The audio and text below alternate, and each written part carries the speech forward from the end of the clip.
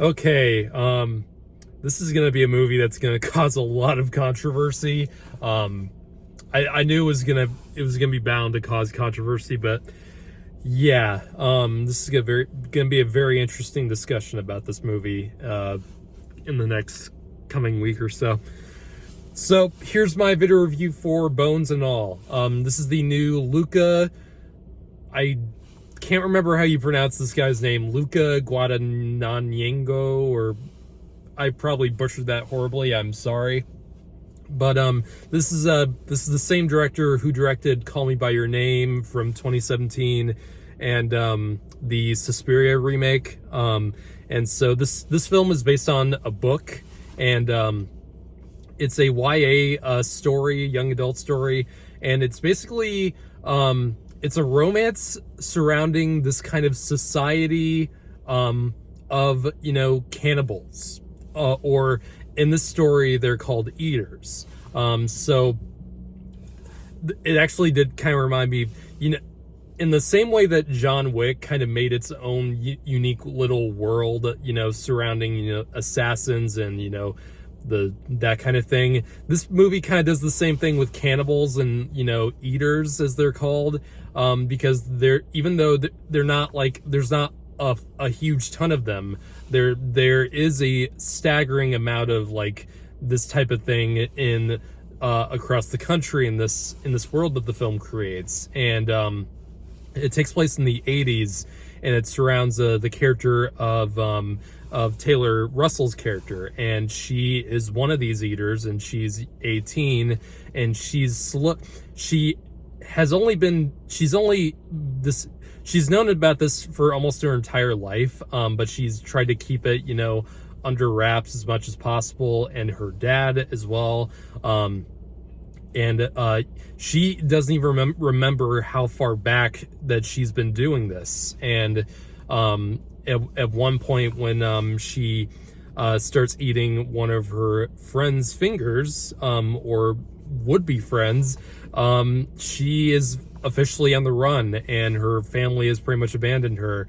And the movie is basically following her as she is going across the country trying to survive, and she comes across all these other eaters. Either they're really bad eaters that want to, do something really bad with her, or they're, more beneficial, and she becomes really connected with them, like Timothee Chalamet's character. And they eventually create a romance, and that's basically what the movie is mostly centered on. And so it's a romance about cannibalism. Yeah, that's the main reason why I think this movie has been kind of so controversial, and it's going to cause a lot of discussion about that. And about that whole thing is like, a lot of people are probably going to come out of this movie saying, is this movie supporting, cannibalism? I mean, I'm sure Army Hammer endorsed this movie. But no, I'm not really a part of that crowd coming out of this film, because this is obviously, this is obviously a fictional world. This is something, it is very much a, what's the word I'm looking for? A hypothetical type of thing, where what if, there was a huge, population of these eater people, and, they had and what's really cool about this movie and how it establishes this world, and it's really, I think this film, one of its strengths is that it is really good at world building, and how, these eater people have their own set of rules, like Mark Rylance character, brings up in the beginning of the film, where one of the rules that everyone kind of has their own rules in this kind of eater society, but one of his main rule is don't eat other eaters. So, don't eat your own kind necessarily. So it's an interesting kind of dynamic that the movie paints with its characters, and you meet several of these types of people, and each one is very much different from the last. There's a lot of great appearances from other actors in the film. One of my one of my favorites was Michael Stahlberg's character, who they meet in one scene of the film around the campfire, and his performance is fantastic. And it's just he really took this opportunity to go full out crazy, and it was a lot of fun to watch. The main reason why I think you should see this film is because of the performances in it, and this film has a lot of great talent across the board, and pretty much all of them knock it out of the park. Taylor Russell, I know she's been in a few other things, and she's pretty young in her career, but this is the movie that I think is going to put her on the map. She is excellent in this film, and she really does sell so many of those scenes so well. Also, you got Timothee Chalamet, who, you know, I pretty much liked in everything I've seen him in. He's on fire right now, and I think a lot of the younger demographics are going to be interested in this movie just because of him, and rightfully so. He's very talented and pretty good looking. I'll give him that.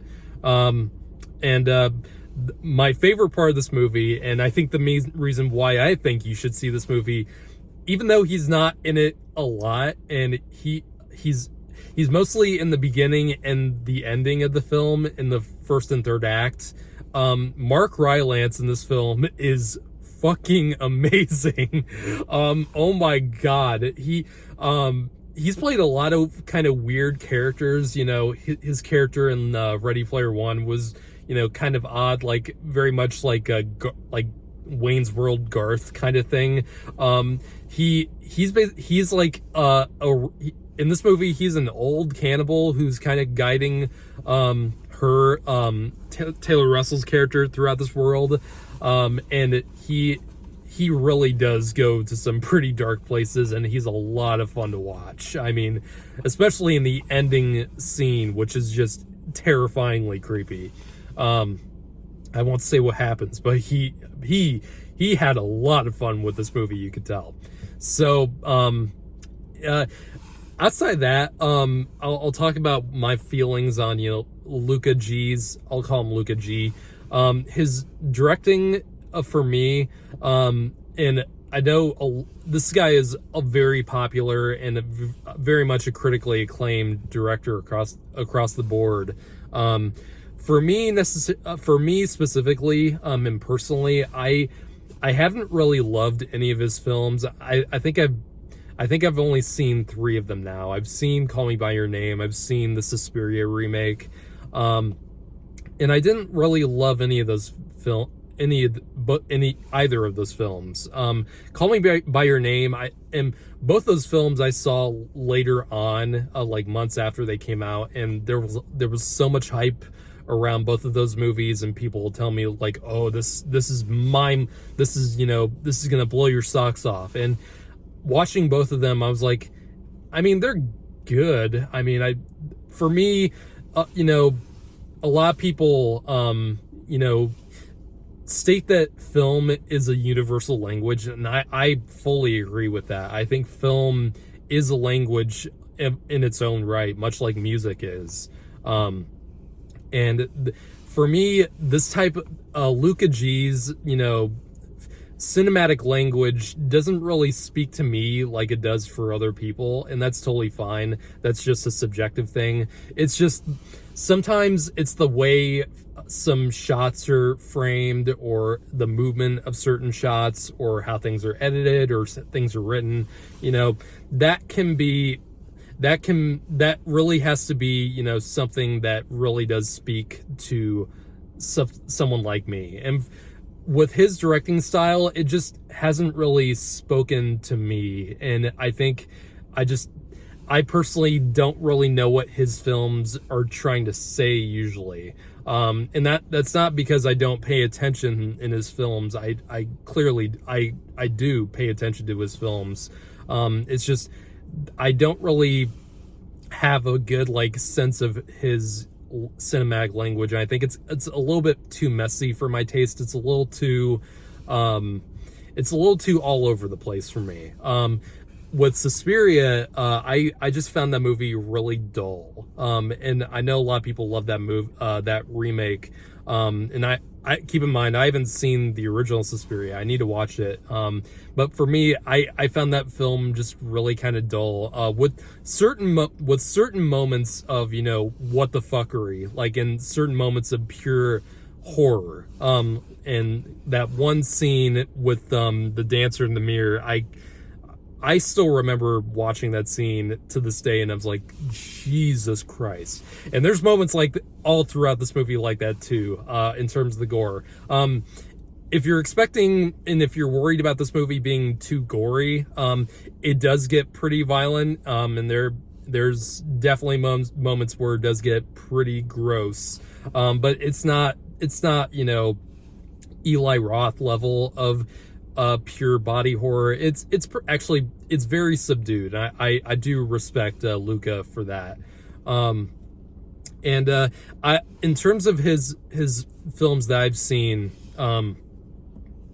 excuse me, I think this is the one I've enjoyed the most. And I got the most out of this one compared to the other two movies he's directed. Like I said, the performances in this film are really what do save it for me.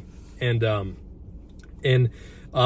like I said, I do love how the world is set up in the film, and there's a lot of interesting backstory for each of the characters. And one thing I gotta say that is really great about this movie is how it, in terms of the writing, how it lays out information slowly to the audience across each scene. That's an art in itself of, you know, getting across different, you know, bits of information, but slowly throughout the course of the story and the plot. And I think that's very well done with this film. From beginning to end, each scene tells you something. Not only does it advance the plot, but it also tells you more about the characters, and it tells you more about the world that you're in this film. And I think that's very clever on how they do that with the storytelling in this film. I think that's very good.